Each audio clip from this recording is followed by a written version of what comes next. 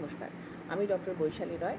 আজকের এই ভিডিওতে প্যানক্রিয়াটাইটিস বা প্যানক্রিয়াসের প্রদাহ নিয়ে কিছু কথা বলবো। প্যানক্রিয়াটাইটিস কাদের হয়? যারা খুব অ্যালকোহল খান, অর্থাৎ যারা যাদের মাদকাসক্ত, যাদের গল স্টোন অনেক দিন ধরে রয়েছে, দীর্ঘস্থায়ী গল স্টোন, যাদের ট্রাইগ্লিসারাইড খুব বেশি মাত্রায় থাকে, হ্যাঁ, 300 বা 300-এর অ্যাবাভ, এবং কিছু কিছু প্যানক্রিয়াসের প্রবলেমের জন্য থাকতে পারে। ইন্ট্রিনসিক প্যানক্রিয়াসের প্রবলেমের জন্য এই প্যানক্রিয়াটাইটিস হতে পারে।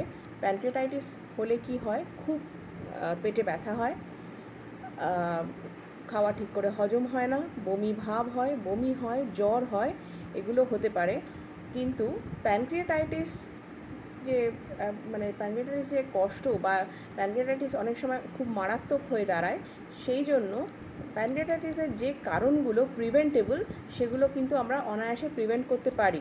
যেমন আমরা মদ খাওয়া ছেড়ে দিতে পারি ধীরে ধীরে, বা মাদকাসক্ত একদমই হব না, এটা প্রথম থেকে যদি আমরা চিন্তা করি, তাহলে কিন্তু আমরা এই অ্যালকোহল কনজামশান থেকে প্রথম থেকেই বিরত থাকবো। হ্যাঁ, কেননা মাদকের একবার যদি নেশা হয়ে যায় তখন কিন্তু সেটা ছাড়াতেও কষ্ট, কারণ তাতে অ্যালকোহল উইথড্রল সিনড্রোম হতে পারে। এবং যেটা আমি আগেই বললাম যে অনেক সময় এটা গল স্টোন, লং স্ট্যান্ডিং গল স্টোন থেকে হতে পারে, অর্থাৎ গল স্টোন বেশি দিন রাখা যাবে না, সেটাকে কিন্তু সার্জনের পরামর্শ নিয়ে ওটাকে অপারেট করে ফেলতে হবে।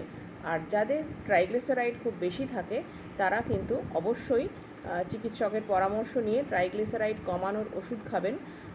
অনেক দিন ধরে যদি এই লং স্ট্যান্ডিং এই কারণগুলো থাকে, তাহলে কিন্তু প্যানক্রিয়াটাইটিস চলে আসতে পারে, এবং সেটা কিন্তু খুবই কষ্টদায়ক পেশেন্টের পক্ষে। Thank you.